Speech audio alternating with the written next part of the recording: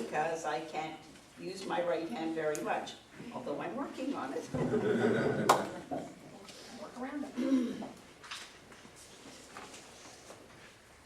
I wanted to share this out of our, this is a book I picked up years ago, Meditations, Reflections, and Spiritual Philosophy.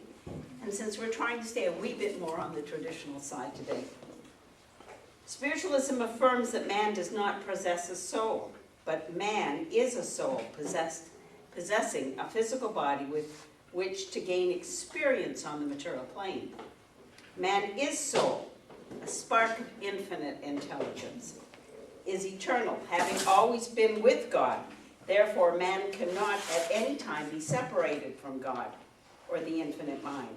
The real man, being a living soul motivated by infinite intelligence, is responsible for the welfare or the misery of this world in which he now functions, for its happiness or its unhappiness.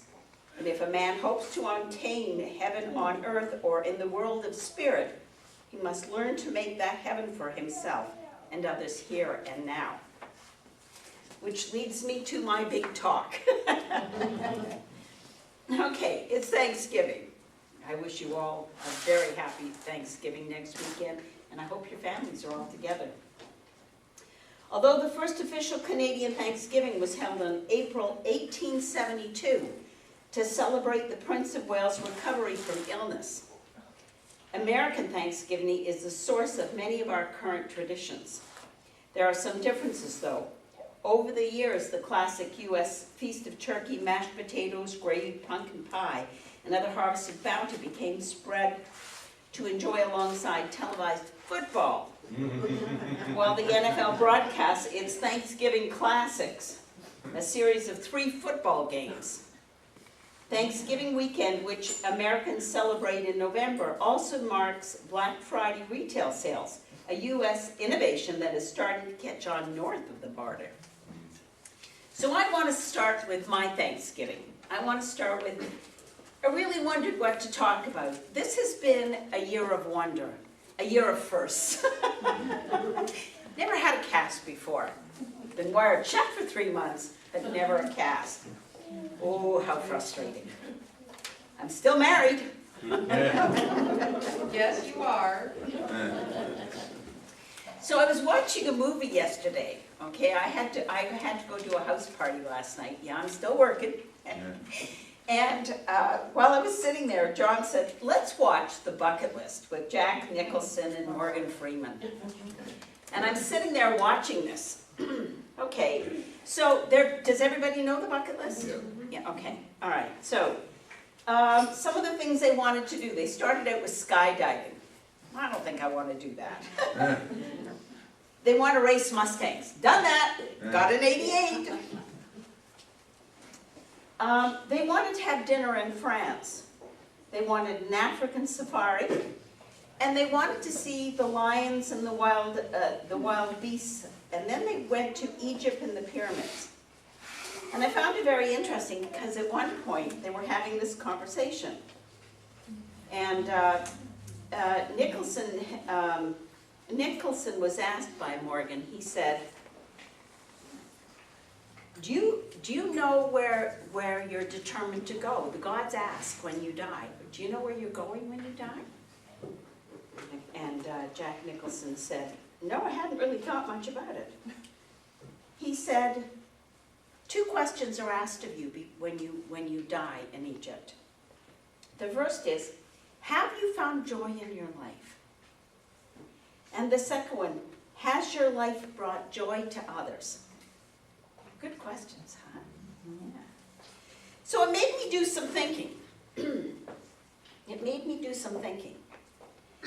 They went on India, and they talked about the ashes, okay? And Jack Nicholson said that he wanted to be put somewhere where it was irreverent and illegal. So in the end, they put him in a chock full of nuts can and took him to Mount Everest. They were both buried there in the end. It gave me some food for thought. They did some other things. They went to Tibet, to Hong Kong. Hong Kong was very interesting. How about black walnut ice cream? Have you ever was a first for me, and I watched the movie a couple of times, okay? And then, of course, Jack tried to set him up with a hooker. It didn't go over very well. That was when he decided he had to go home. Okay, so the point of this is, have you found joy in your life? You know, we all have trials and tribulations, and Thanksgiving is a wonderful time to say thank you. I'm going to get emotional. All your loved ones, your family, your friends. Because you know what? You guys are my family. And I really care about you. I don't always want to be here. I have my own issues. But it doesn't mean I don't care about you, because I do. And I want happiness for everybody. I want everybody to find the joy in their life that brings them that little tiny piece of happiness. Okay, I've had a lot of joy in my life. I've had a lot of sadness. I've had a lot of aches and pains. But I've had a tremendous amount of joy. Some of the things I thought I would never do. Never thought I'd be ordained. Never thought I'd stand up here. Never thought I'd be a medium. You know, I worked for a construction company. I opened up offices for them out west.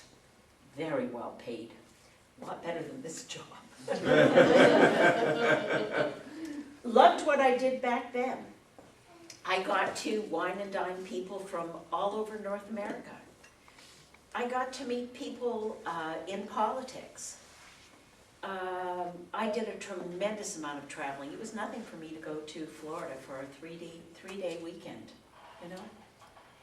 All expenses paid. At that time, I drove a Lincoln Continental and I drove a Cadillac.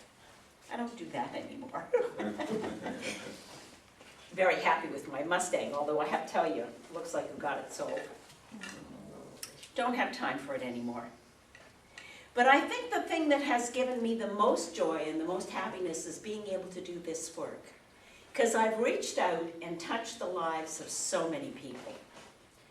And you know, the satisfaction, the internal satisfaction, the heartwarming joy that comes along with seeing people turn their lives around, with seeing people finally get it.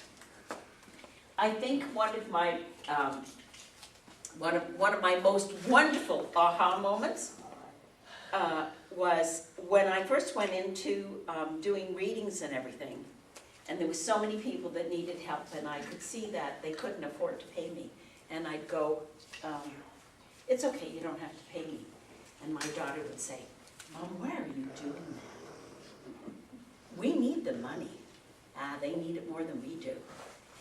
And when she came back to me and said, gee, Mom, I didn't feel I could charge them.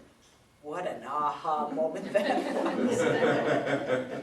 Very proud of her because she finally got it. Okay. Very proud of myself when I did the eulogy for my first husband, my second husband. Sorry, there's been 3. When I could stand there and talk about the man that did so much for his community, that people didn't understand. I was so proud of myself being able to do that.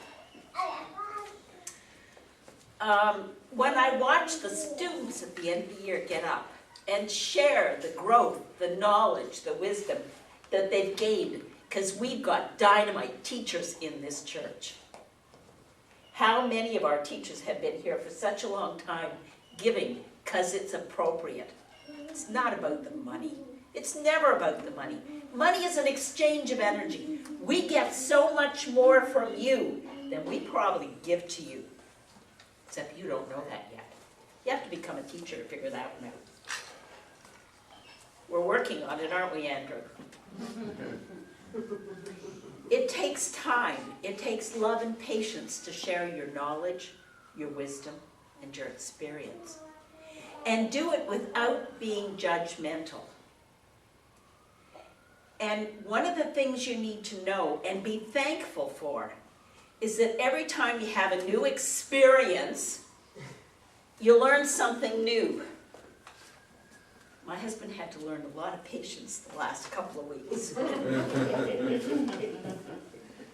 I had to stop working because not only did I fracture a bone in this arm, but I actually bruised the 3 knuckles on this hand and couldn't lift anything at all. You know, pretty tough when you can't even sit there and hold a cup of coffee. And I love my husband's comments. I would prefer to undress you than dress you.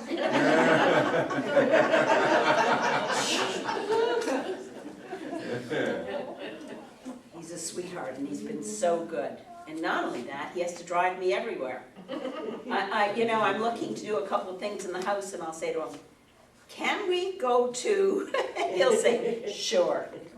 He's been such a sweetie. He really has. I'm very grateful. Even though the first one was a jerk, I'm grateful for all 3. Because I learned so many lessons from the first one. But most of all, I'm very grateful for my life. My bucket list? Don't really have one. Want to travel more? Yeah. But that's only because I love to travel.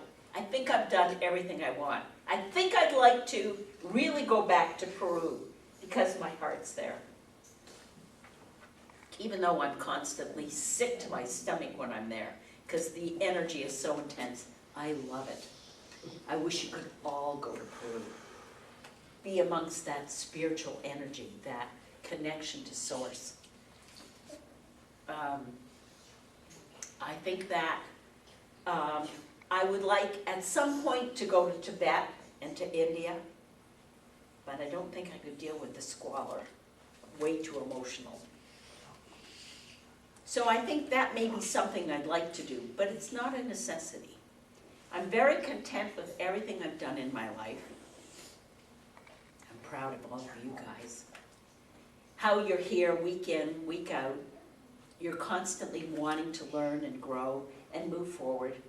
Because we are the future. What we do is going to impact all the kids around the world. When we send our love out and our healing and our energies, and we share one kind word to someone around us, we're setting the seeds of the future. Remember that. That's what's important. So we may be a very small congregation, and we have people that come and go. Okay, and that's okay, because you know what? We're still doing what we need to do as a group. Last week we were talking, and I said that I had thought of semi-retiring, kind of backing off, and Spirit said, no, we need you here for the next 20 years. And I'm going, oh my God. Because I know we've got some wonderful teachers here. I know we've got students that have tremendous knowledge that are going to share this around the community.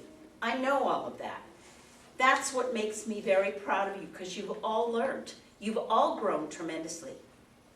And no one said that there wouldn't be hard lessons in this. That's what the soul's about. Everything we experience is about soul lessons, growing, learning, and sharing. Don't keep everything inside. And it doesn't mean they have to like us. It's irrelevant. If you planted a seed, it may pop up in the future. You never know what you've done. But be very proud of who you are and how far you've come, please.